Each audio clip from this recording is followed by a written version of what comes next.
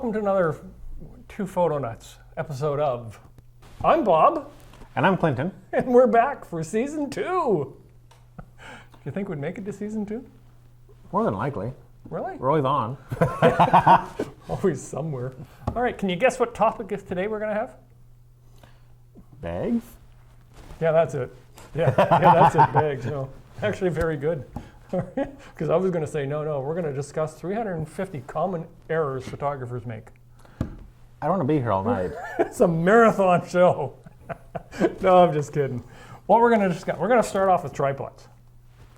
We have a lot of tripods sitting on the table here. So when you buy a tripod, what do you look for? Cheap. Cheap. What? So what 20 did bucks this one Value cost you? $17.99 Valley Village, still in box. It's still in box. Isn't that interesting? Very. I think I sold it to the guy because it still had London Drugs tape on it. I'm even going to go there. Yeah. All right, so let's discuss, before we hit tripods, what to look for, what you may want to know about tripods. Let's discuss why use a tripod. Why do you use a tripod? Prolonged exposure. That's one reason. So when you say prolonged exposure, we're talking less than 1/60th of a second? Is that when you start finally putting it onto a tripod? It really depends on my light situation. Usually, for me, anything under 40th, I start looking for a tripod. I know if I'm doing painting with light or starscapes, things like this, I'm going to be on a tripod. So it's coming with me. Now, when you go out to shoot, do you always take a tripod? 9 times out of 10. Yeah. Unless I'm being told I'm going for a walk, in which case I'm told to leave the camera at home. And I usually take my small camera as a compromise. Okay. We have more than one camera? I have 3. It actually shocks me. I figured you might have just one, but yeah. Okay. No, I'm You the have same 4. one. Well, I'm down to 4. I got my eye in 2 more. That's so sad. Photo nut. Got my eye in a couple more. What crazy. Okay, so we've got several tripods here. So let's start at your side. Why would you use that tripod that's in front of you? I'll start with the little Optex. This is a little T17. He's a great, literally a tabletop tripod. You're out at a picnic, want to do a group shot, need a bit more height. He's great for sitting on the table, sitting on a stump. Gets your camera out of the dirt, out of the ground, and gives you a little more elevation. And believe it or not, they actually do have a fair bit of range to them. The other nice thing with this one as well, I'm not sure you can see it very well, but it's also got a suction cup, so it can actually stay fairly stable on a metallic or glass surface. Very handy, very light, can fit into your bag very quickly. Again, awesome little tripod. I often use it to hold my flashlight when I'm doing macro photography. Yeah, and that's another use for them as well. Quick release plate on the top, beautiful for flash photography. Yeah, no, absolutely, great place to hang a little flash photography. Again, it does the same thing. The top piece will fold over at 45 degrees. We'll flip over. So you've got all sorts of little adjustments. It works the same. Those legs extend. Not much, but they do extend. Half an inch. Yep. So, and price on something like that? They can range between 34 to 44 for a decent one. You can get cheap ones for the $5 or $10 range. Secondhand, $3 to $4 if you do garage sales and estate sales. We're going to go to Value Village again. Why not? I'm okay cheap. with it. I'm okay with it. That's a good way of doing it. So the Joby in front of you, why would you want a Joby? The Grellipods are really versatile in the sense, as you can see, it's fairly flexible. So it can actually wrap around trees, branches, fences, and actually give you a really interesting perspective. You can actually attach it to something vertical or horizontal. And the fact is you can actually put it amongst rocks and whatnot, not have to worry about it too much. Okay, just a word of advice. Yes. When you go like this, you're off camera. Yeah. We're only on a single camera. But yeah, no, it's an awesome device. Price on these ones are 34 and up. Yeah, 34 and up. And they come in multiple sizes. So this colors. This one's basically for a full-size DSLR. They do come in a smaller version as well for your point-and-shoot cameras. And they also come in magnetic versions. Do they come in a magnetic version? They do, yes. Oh, cool. Again, and it's just fun to play with for you. Keep you entertained. Put it back. I think I've got a couple of those. Again, if I'm doing small, little jobs, I tape my lights to them again. Again, you know, great idea. Put the flash on top of it there. You know, it's light. It's easy to throw into a bag. The bag's getting heavier and heavier all the time. All right, so now we've got 3 different tripods with 3 different types of heads in front of us. So, Value Village, come with a head? Yes. This is a. We actually have those. Didn't come with that head, did it? It did. Really? Yes. New. This tripod was about $129 to $139. This is in the Velbon CX family, which is now the Sherpa family. The head that comes with it is an actual fluid video head, which is one reason why I couldn't resist picking it up for $20. The only complaint I have with it are these support bars in the middle here. They actually offer quite a bit of restriction, but again, for a cheap tripod that actually does a fair bit, I have no complaints on him. And the best part is he's surviving me. The last one didn't. So one of the things we're going to discuss later on, like we have on this one, we have the little tags that flop out. Yep. Which is kind of good. One of the things I notice on these that you don't have is the little spikes at the bottom. So this is a good place to start. Exactly. Okay. So, but it's a big tripod. So if I look at this one, it does go up. It's got the little handle on it that will drive it up and things like that. And unfortunately, we can't stick it out in front and show you how big it is. But if you drop by London Drugs, we'll explain more to you there. One of the things that's a great little tripod. But one of the things I kind of like is now these are available, and I like to consider these as a travel tripod. Look at the size of that, and then look at the size. If we I'll hold this up, and you look at the difference between the size of those two. That's a huge difference when you're traveling and you're limited on space. One of the things I want to point out on this one, it does fold out, and the legs fold out. These have the flippers. These have individual ones. The reason this is handy, I can grab all these with my big hand, and I can undo them all in one shot. So that's one of the things that's amazing about these, and I'm probably off the screen with this puppy. It's not a very heavy tripod. It's pretty light. One of the things I noticed. Well, he's the aluminum one. Yeah, here's the aluminum one, yeah. One of the things I did notice that you don't have on yours. What would we use this for? Wait, just for the record, I did have one. It broke. Oh, did you? Okay. So I can actually take my bag, or there's actually a basket you can purchase, but anything with some weight, anything with a little strap on it, you can put on there. I use my cannonballs. Carry a cannonball with it? If I need the extra weight, yeah, and a 5-pound cannonball, great for throwing at things too. Okay, so that's extra weight in my bag I want to take. So my bag can actually go in there. Now this has a totally different type of head. So this is a ball head. Yours is basically a video head. Correct. So how many adjustments do you have on that one that you have to play with? 1, 2, and I have a third if I want Flip to. that around so they can see it. Can you see? Hopefully they can see that. One here, one here. The bottom one is for the twisting, which is beautiful. And the top one is for my horizontal and vertical. Now I'm personally really strange. I actually prefer having 2 or 3 controls versus being a ball head. Really? Yes, I hate ball heads. Okay, so explain to me why you hate ball heads. When it comes to the photography that I do, I prefer having some form of degree reading. So when I'm doing my panoramics, I can slightly move it instead of looking for a landmark to line it up with. Most of them don't have that. Really? Yes. Everyone I've got has it. Really? Yeah. I gotta look now. I haven't, I can honestly say I haven't seen one without it, so again, this is extension. I'm a ball head type of guy. I just find them easier to use. But again, like once you undo it, it's floppy. Yeah, and that's why I kind of lean towards this, as the tolerances are there. It's floppy, and if you're shooting with my Canon and 7200, which is probably 7 pounds of camera gear, At least. yeah, you've got to make sure that things are kind of steady and ready to go, because that thing will flip over pretty quickly on you. On both of mine, I have a level. So do I. You have a level on yours? Somewhere. Yeah, you have it down there, but you don't have it actually on the tripod head. Now, here's something that I'm going to discuss as well. Hopefully we're not set over my head, so we should be pretty good. So if I'm on a cliff, I can balance out on mine.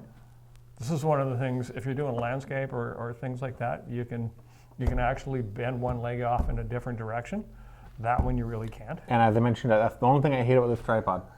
But again, $100. This one here was what, $199?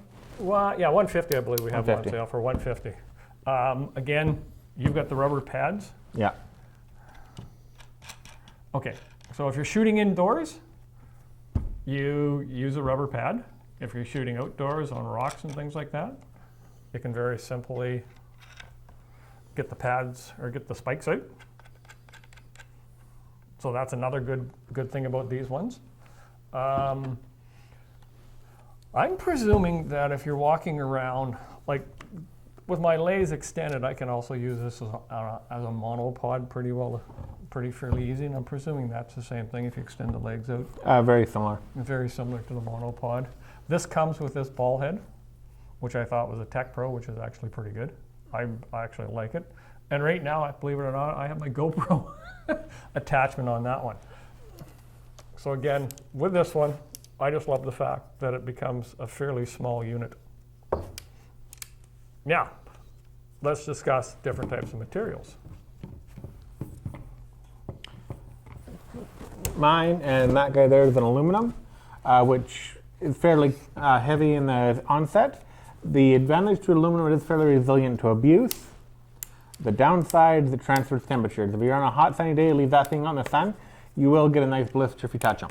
Yeah, they do actually get pretty hot. There's no point. Same with mine. So if you are on the sun with an aluminum tripod, try and touch the plastic parts versus the metal, especially if you've abandoned it for, say, gone to have coffee, came back, and then you went to touch it, you will wind up in pain. I'm going to pick on this Milano here. This is, pardon? Go ahead, pick it up. I'll let you touch my tripod. This is rolled carbon fiber. One of the advantages of rolled carbon fiber is they do not transfer heat. And I lied, this is a Velva, not a Milano. Yes. But it's still rolled carbon fiber. Rolled carbon fiber does not conduct. So in the coldest the cold or the hottest the hot, you can always grab the tripod. Yeah, no, and again, it's got this type of lever. The thing about this one compared to that one is I can adjust these. So if these become loose, I can tighten them up. $20, $300. Yeah, easily $300. Yeah, no. Again, a little bit pads on the bottom of it. It does extend out. It's fairly light. It does not come with a head. So when you buy this, now you better go out and buy a head. My head, I believe when I bought it 10 years ago, was like $180. Which isn't bad for a head. Yeah, which isn't too bad. So this is, again, it's a ball head. You and your ball heads.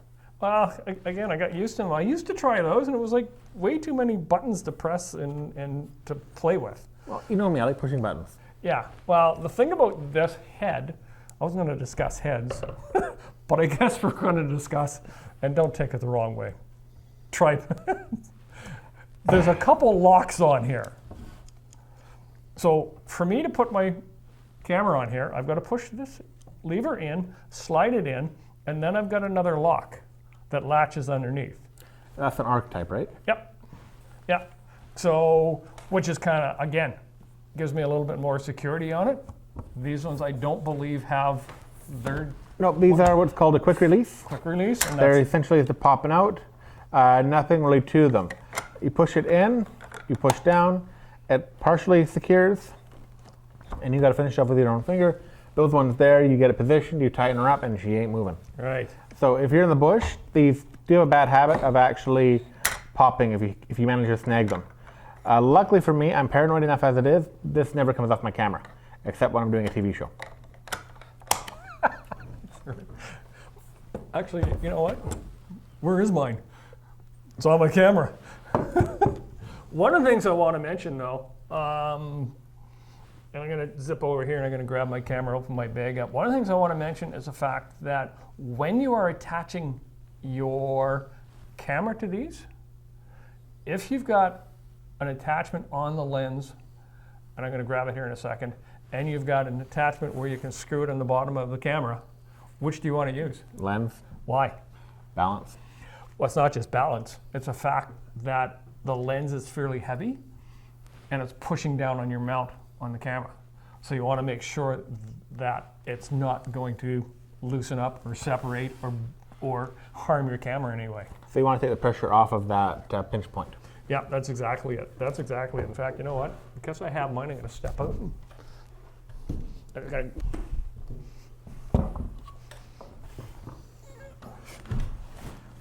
So I'm going to hold that up and show them the bottom half. You can see if you move this little finger there, you can see where it's mounted right now because I had my wide angle lens on the last time.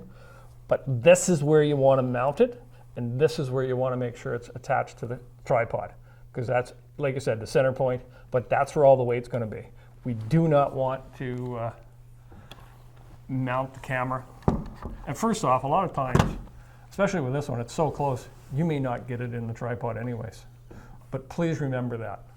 I've seen a lot of people actually mount the camera with this type of tripod, with this type of lens from here. And it freaks me out. You want to hear me scream at somebody? I don't care who you are. And one thing I'm going to mention, the lens, 7200, this is what version 1? Yes. This is about 4 pounds. Yep. So she's not light. And the unfortunate metal mount inside the metal bracket, you can get a bit of stressing. And eventually, if you keep putting on the camera versus the lens, you're going to hear a clicking noise, which is not normal. I guess you haven't seen that yet in the repair side, have you? No, I can honestly say no. One thing you might want to be aware of as well, knob on the side. So with that knob, when it's in the tripod, this sits on the bottom. I can easily, so now I'm no longer worrying about my ball head and making adjustments to my ball head. I can very easily flip 90 degrees very easily. You got something to say? You were pointing at it or something. Just trying to poke at things. Trying to poke at things. So there you go. Any final comments on tripods? If you don't have one, they are an extremely useful tool, and you should definitely look at either borrowing, finding, or picking one up. Just to give you a quick rundown, this little guy here is your $17 to $34 range, $50 to $100. These guys here new, they come in around the $49 to $100 range. $150 to $200, we'll call this one the 200 plus category. So that's your rolled carbon fiber, aluminum, and your small guys. All right. One other thing I want to discuss, and we don't have it here, is there is a tripod. We have one in the store where the actual, well, something else we failed to discuss on this one. I'm going to cover this one more. This puppy here. The reason I like this is this center pole will pop off. This one just folds up, and now I can get it almost straight down to the ground. This is one of the unique features that I really, really like on this one. The only other type of tripod I would like to have is you have certain tripods that the center scoot will go up and then over so that you can go over top. Oh, your face just lit up. I see you want one too. Yeah, the Manfrotto 190XB, I believe, is the category for that one. Yeah. About $300 tripod. Beautiful for Mac photography because you can get right down low. And the nice thing is when you get it right down, you can actually swing the neck in a 360-degree radius right over top of whatever you want to photograph. Or you can even do it sideways and come right on. It's a beautiful, beautiful tripod. Do you want to buy me one? Yeah, right. I'll go halfers with you. Yeah, I would love to have one too, but it's kind of like in my next block of things that I'm starting to look for, because this tripod that I have here is almost 10 years old. It's well worn and well beat. I still like it. Still works well. I usually carry it with me. I'm sure there are lighter things out there. Okay, so you've got a lot of choices, and for me, if you come in and talk to me, I'm going to confuse you. I'm going to give you lots of choice. If price point is your biggest concern, you might want to go with something like Clinton picked up.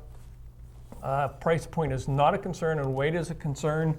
You might want to jump into the $300 bracket and more. So that's kind of the things. If travel is your concern, boy, you can't get much smaller than that. One of the things I've also used and done, trekking sticks, things for hiking. I don't have it here. In fact, I broke mine. There's one out there where the knob will come off in the head. It's got that wooden knobs on it. It's the exact same size as a camera. Yeah. So if you want to keep things light, if you look at the trekking poles and you can take the top off it, a lot of times that'll fit your camera as well. That's another thing. And it's a monopod, something I didn't bring with me, and I forgot that other tripod. Wow. And this is where I say I don't believe in monopods, and I kind of shy on the corner here. You don't believe in monopods? I use it for a hiking tool. So for me, it's kind of good. I do have a monopod at home. I'm sorry I didn't bring it with me, and I meant to, where the bottom half splits out into a tripod. That makes sense. I like that idea. My grievance with monopods is for landscape photographers, for macro photographers, they're very limited in use. Never work. If you are a sports photographer or an action photographer, they're perfect for those kind of photographers. Fortunately for me, I am not into doing live action sports, so a monopod has never really been something I've eyed up. But I will always recommend them for people that are on tracks, ice rinks, that kind of thing, where you need to be mobile and move around and follow the action. Yep. Is where they have their huge advantage. Myself, being a landscape wildlife photographer, I prefer a good old-fashioned 30-pound tripod. 30-pound tripod. Mine's not light. Oh, 30-pound tripod. Oh, wow. All right. So there you have it. Mostly, do I have anything else to... oh, yeah. The other thing I was talking about, since we get sidetracked again, boy, we get sidetracked quickly. Ooh, bird.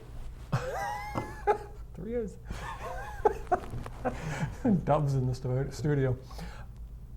One of the things, like we said before, when you start doing longer exposures, it's a must for a tripod, but it's not just longer exposures.